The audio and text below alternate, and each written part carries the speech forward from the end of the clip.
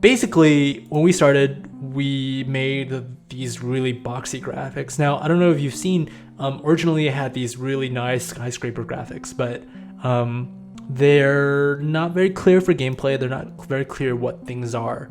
And besides, if you're building a city from scratch, you don't want to have skyscrapers right away. You want to have like small townhouses and stuff. And you wanted a way to sort of generate things that look like factories with smokestacks coming out of them.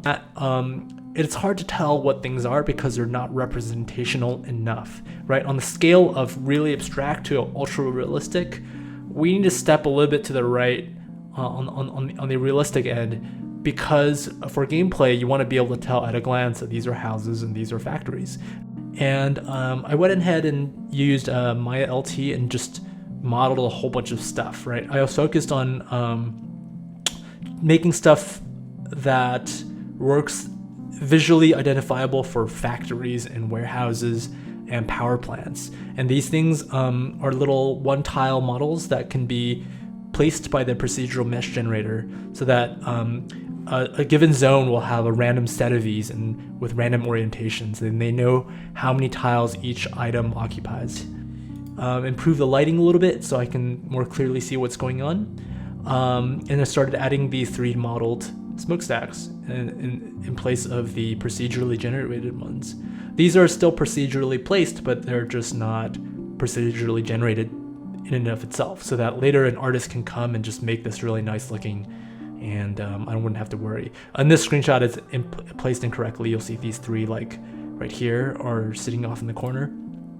And then this one, I have it all fixed up, and you'll notice how these smokestacks now actually have smoke coming out of them. So I worked with a little bit with the Unreal Engine's particle system. And next step is getting these little houses to show up, right? So in the residential zones, instead of having those blocky houses, we now have actual house units. I went in Google Maps and started measuring sort of average city zone sizes, and discovered that there's a sort of general ratio between the road thickness to the house zone that it occupies. And in general, what I found, and what you're seeing here is a little bit inaccurate, but in general, it's usually 1 tile's worth of road to like 2 by 1 tile's worth of housing, in which like a third of it is like their backyard and the driveway, and then like maybe 2/3 of it is the actual house that it occupies. So that's something I'm taking into account. I'm not fully utilizing that here, so that's just the way it is. And also, for example, this huge area of a zone here has like 3 or 4 houses. That's fine. That's, we're gonna take that into account later. But from a gameplay point of view, it doesn't really make a difference. As you can see, it's a lot more representational now. At a glance, you can tell what is what. That probably is a factory with 2 gigantic heat sinks and or water coolers, water towers. I'm not really sure what they are. And these are clearly factories that are producing something. There's a lot of pollution being emitted. Visually speaking, that just tells you what it is. And these are very obvious looking suburban house looking things here. And it's more clear now that this is a road by virtue of having these like light posts and stuff. And so that's just placeholder art that makes it very clear what we're looking at. So you can't be really confused by what it is. All right, so next, what I wanted to add was the features, right, for traffic. And so right now, you can see that there are or there is traffic happening where these people are moving from here to here, going to work. However, there's no way to sort of verify that. So I do have a feature that allows me to just turn off the roads. This is kind of hacky right now, but what we can do is we can actually look at the traffic amount here. And you can see how it's lit blue right now. It's not very, very heavy traffic. We can start increasing that once more and more people travel this route to work. But essentially where it's blue is that there is traffic, and then where there is no color, there's basically very, very little or no traffic. And once traffic gets more heavy, it'll become orange and red. The same way that works with pollution, here, all these zones here, these in factories and power plants emit pollution. So we can click on pollution lens, and we can start seeing the pollution being emitted. And originally I played around with having a cellular automata evolve and simulate, wind blowing around this this pollution, but it got a little complicated and more than I wanted to deal with at this phase of prototyping. So I left it alone. Now it's just radius based on the grid.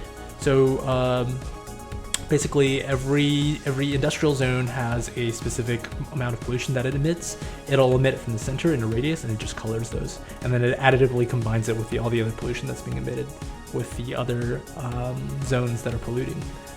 So there you go, that's pollution. And then we can actually figure out the land value for each zone, and by having pollution, it's going into the negative. But then these, if you click on land value here, these are parks, right? So these parks are actually emitting positive, land value, adding tables to this grid. So the total land value is actually like pollution. This park land value subtracted by the pollution subtracted by traffic, which is not exactly taken into account yet, but it affects all these houses that live over here. And we can see here that here is a house. Here's a residential zone that is not just a single family house. It's actually a large-ish building, and that's because it got upgraded by virtue of being next to a park and having a high land value. All right, so turning the roads back on, let's start building a little bit more. So let's unpause the game. Once we build some stuff, let's build a couple of really tiny residential zones here and just let them develop. So there is a bug right now where it doesn't always place these house modules directly on the tiles, and that's unfortunate that we have that show up, but that's okay. Let's keep building outwards.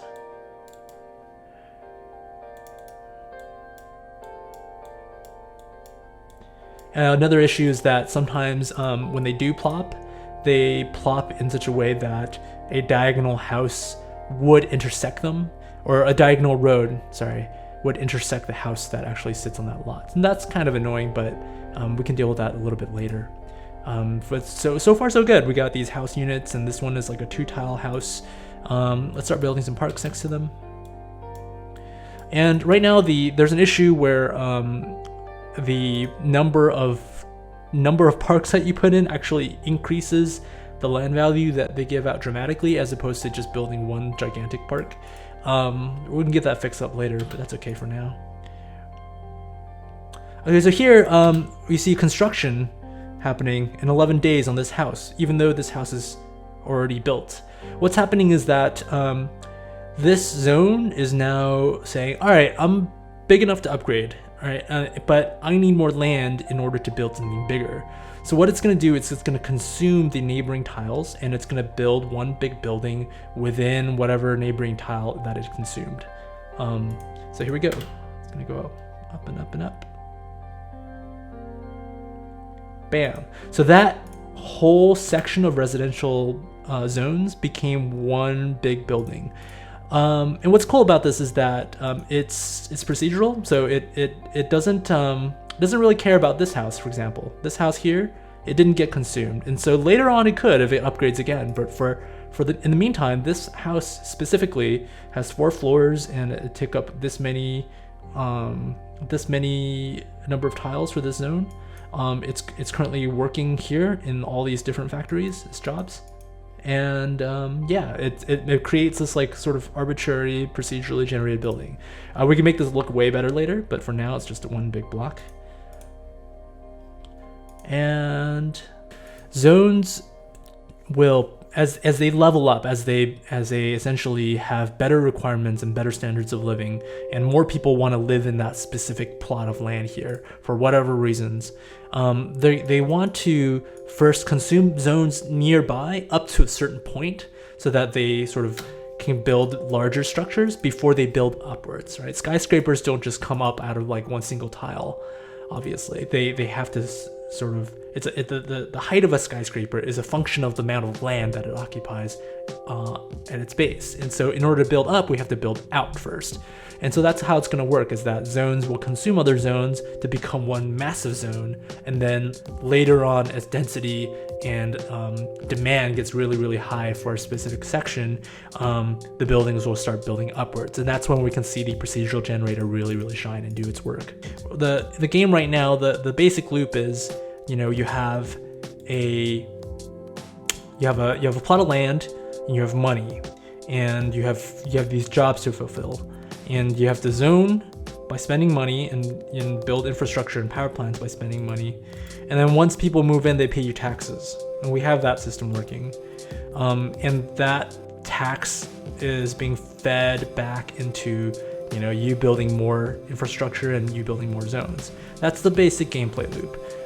It's very, very small and it's very simple right now. Now that we have features like traffic and pollution, I feel like we can expand on the gameplay loop by perhaps adding a sense of progression. I'm not really sure. I feel like the player should be given more chances to upgrade things and see that they've made progress. And we're stepping into the right direction, right? Having buildings sort of combine and upgrade. I've storyboarded that out here.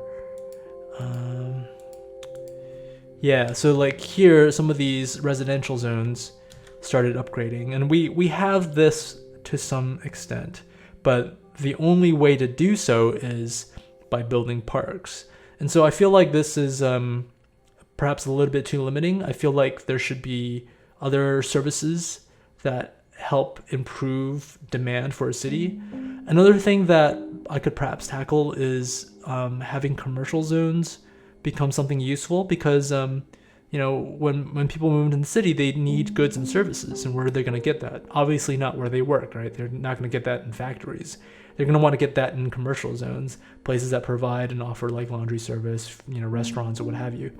So I feel like I need to start adding that in next. So in my gameplay design, we have this idea of a job cap, which means that a corporation who's decided to build in your city only have a certain number of jobs to offer. And it's you as the sort of mayor of the city to elicit more corporations to come and build and invest and build more factories or commercial services or anything that basically boosts the economy. And this is a huge gameplay loop that isn't solved yet, and I think this might be where I should tackle it, is the ability to every month have a new corporation come in and you have more jobs to offer. Because right now it's a dead end. Once the jobs are used up, that's it. You can't advance in the game anymore. That's as far as big of a city as you can build. These industrial zones will literally not build if there's no jobs left. So this is something we got to tackle next. As far as the development goes, I'm currently not satisfied with how I'm pacing myself. For example, this sprint itself, make visuals more clear for gameplay, took longer than I expected. I shouldn't have given myself so much to do all at once. And each of these items here, while they seem pretty simple, like factories need to emit smoke from smokestacks, required me to research particle systems and how to actually emit them from models and stuff. And so I need to give myself smaller tasks to do, such as factories generate goods. Just that itself is a good 1 week sprint, and if I can finish that in 1 week, I'll be pretty happy. So that's it for now. I will update next time, and I'll see you guys later.